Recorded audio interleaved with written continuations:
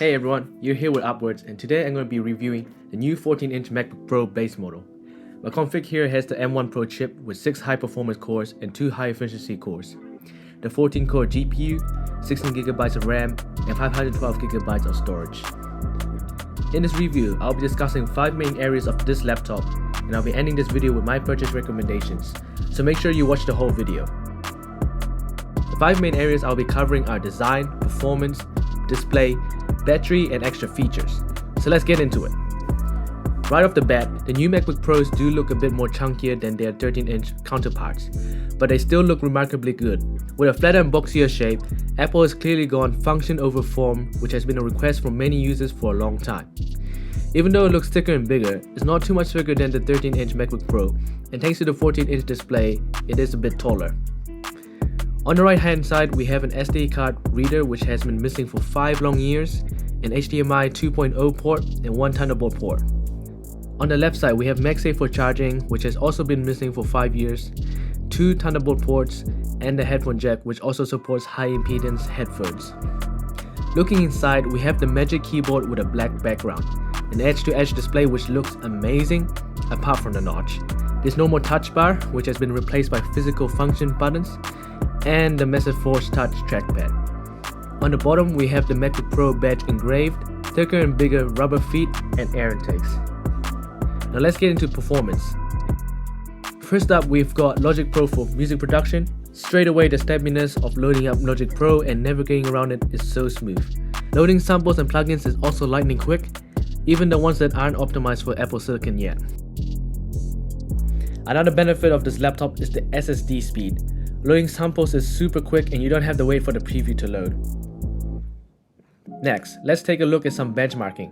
With an Alchemy preset along with an EQ, reverb, delay, auto filter, and a vocal doubler, the M1 Pro chip managed to hit 40 instances playing a C major 7 chord for 4 bars. Really good performance. Comparing that to my old laptop, it got 6 tracks. It's also worth noting that I'm also screen recording while doing this, and I can't even hear the fan. I'll be running more tests for music production and we'll make a dedicated video later, so make sure you subscribe so you don't miss that. Jumping into Final Cut Pro, I've downloaded some 8K red raw files from their website and chucked it in the timeline to see if this thing can handle it. Surprisingly, it can. There's a couple drop frames here and there, but overall it's playing back smoothly. But when I put on lock, it's suffering quite a bit, so 8K red raw footage, yep. Anything more? Not quite. Let's chuck in more footage and see how it handles it. Wow, I'm really surprised at how well this thing is handling 8K raw footage. What's even crazier is how silent the fan noise is. You literally have to put your ear to the fan to hear it. Video editing on this machine is amazing. Along with the 120Hz ProMotion display and the mini LED, anyone who does video editing is going to love this machine, and this is the base model, so you don't even need to upgrade unless you need the extra power for advanced 8K raw editing. Now just for fun, I want to load up some LEGO Jurassic World and see how it runs. Well, it's nearly running at 4K and looking super smooth. I know gaming is the weakest point for this laptop, but hey, LEGO Jurassic World in nearly 4K? Jumping into the display, one word: gorgeous. As soon as you turn on this thing, the brightness and crispness strikes you. It's almost like watching in HD for the first time. Okay, maybe I'm exaggerating. 120Hz ProMotion along with mini LED is truly spectacular. Mini LED is the technology behind Apple's Pro Display XDR, which features individual lighting zones, which allows for better contrast and control of light. This allows the display to almost reach OLED blacks and contrast. Comparing it to a regular LCD display, you can tell the difference straight away. The blacks are just on another level. Color accuracy is also on point with a 1,000,000:1 contrast ratio and a nearly 100% P-free color coverage. You also get up to 1000 nits of brightness when viewing HDR content and a peak 1600 nits, which makes viewing content outdoors a lot easier on the eyes. Battery life, amazing. Apple rates this MacBook Pro at up to 17 hours of use. However, we all know that this is all marketing, so in reality I was getting about 6 to 8 hours of mixed usage. In my day, I use about 30 Safari tabs with Google Docs, Drive, YouTube open. I use Visual Studio Code, Spotify, Logic Pro X, and Final Cut Pro X. So much better than the 2 hours I used to get on my old laptop. Now for the extra features. With speakers, for the size, you would not expect the amount of bass and loudness this thing can produce.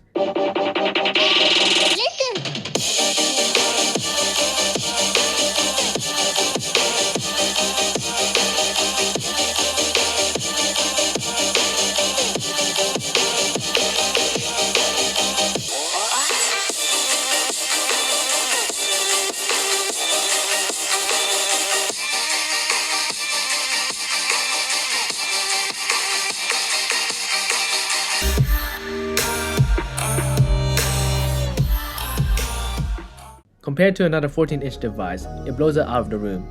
With the 15-inch Retina MacBook Pro, it's a big step up. Of course, it doesn't beat proper studio monitors, but it's impressive nonetheless. The keyboard has also been updated, and Apple claims mechanical feeling, which isn't the case, but it is a nice keyboard.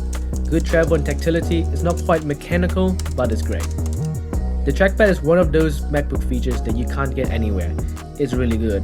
When watching the reviews on the older MacBook Pros, I never understood the hype behind it, but after using it for 2 weeks, I now understand why. It's very practical and makes navigating the user interface so much quicker and easier. I've even started to use it over my mouse, which was something I never thought I would do before I used this laptop. The webcam has also been upgraded to 1080p along with the ISP processing from the M1 chip. It's definitely better than before, but it's nothing special. Microphones are very impressive. In fact, I'm recording the audio for this video with the microphones on the MacBook right now. Another feature that's worth noting is the Touch ID button. This is a very convenient and safe way to sign in with and for verifying your identity. Issues. Some things you should be aware of before you buy this machine are software and compatibility issues. As a new machine running Apple Silicon, I advise that you do your research and find out if the apps you use are supported.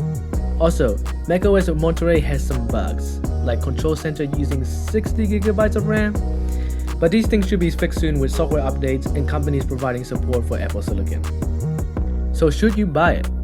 If you're someone who needs a versatile portable device that has the power, snappiness, battery life, and display for creative work, especially on the go, this is for you. Students, musicians, video editors, this MacBook Pro is perfect for you. At this price point, this MacBook Pro is truly competitive and not many laptops can do what this thing can. However, if all you're doing is web browsing, emails, documents, and Word documents, this is not for you. You would be better off with the 13-inch MacBook Pro or Air. And this is also $2,000 US. So if you don't have the budget, the MacBook Air, which is $1,000, or the 13-inch MacBook Pro at $1,300 would be a better choice for you. In conclusion, the new 14-inch MacBook Pro is a beast. It can handle anything from heavy music production to playing back 8K raw footage, along with an amazing screen, battery life, speakers, and the updated redesign. I don't think there is anything that can offer this kind of complete package at this price. Hope you enjoyed this video, and I'll see you in the next one. Peace!